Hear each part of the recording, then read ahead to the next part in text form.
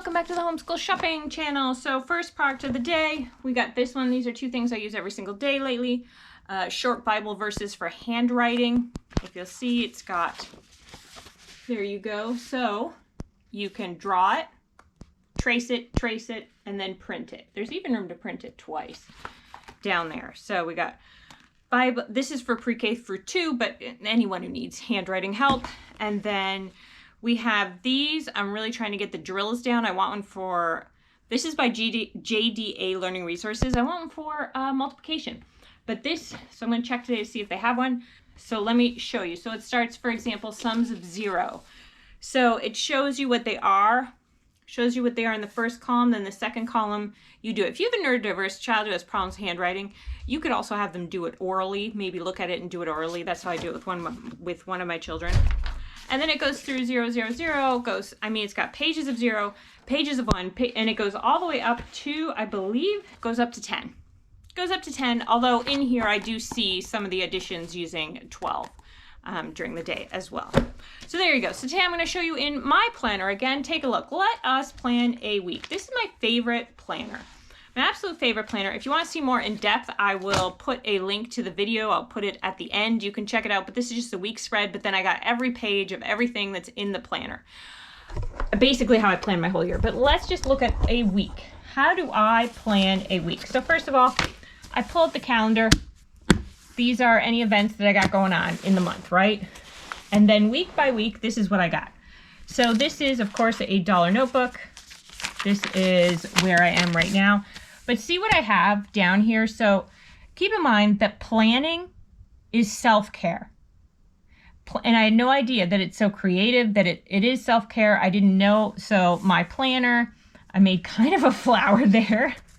Was it the other day? No, on one of the other planners, I mean, I could show you inside. I think I showed you before, but I get kind of creative with it sometimes. I'm not super artistic, but, and we got Monday the 4th, right? Tuesday the 5th, Wednesday 6th, Thursday, Friday, and then Saturday and Sunday are a little longer. So Saturday we do family movie day. So now let's look at, okay, so these are the tools, the major things that I need to do like this, like that day, right? Something super important that I need to get off my to-do list.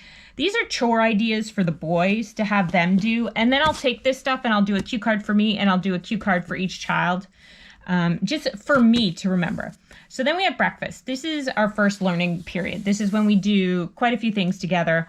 Then we have the kids play or activity. If we go out or we have like we're going to the library, we're meeting a friend, we're meeting a friend that day, then that's what we do. Then we have snack and table time. So this is when we do our sit down subjects. So for example, these two subjects, these are math, handwriting we would cover then, reading we do then, really any workbook things I want done, that's when we do it, when we're having a snack.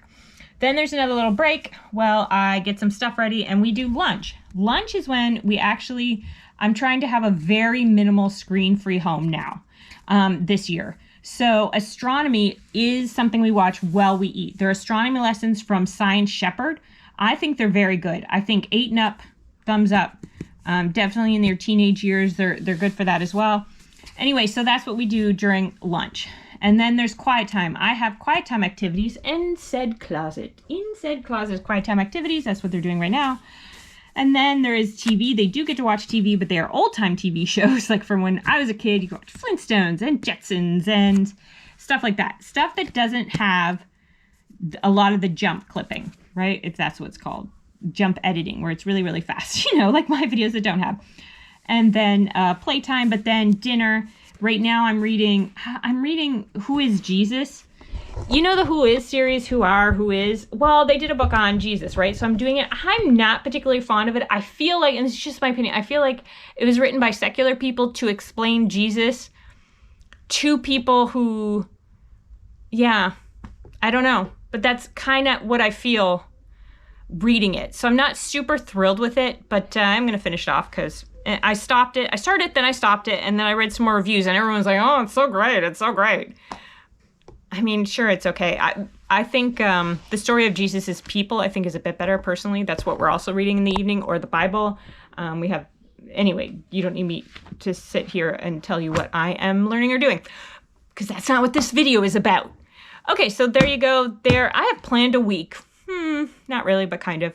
And during breakfast time too, that's when I do recitation, if you will, also known as cue card stuff. So anything that I think when we're studying the astronomy, I write down like one astronomical unit, also known as 1 AU, is the distance between the sun and Earth. So 1 AU. So for example, that's what I would put on a cue card. When they were younger, I had pictures associated with it, but now that we're a bit older, we do cue cards. So I'm just finding it a lot easier. And again, creativity, I don't mind sitting down and pulling out cue cards and filling out cue cards in the afternoon during their quiet time. I'm also cutting down on my own television time, which gives me a lot of time.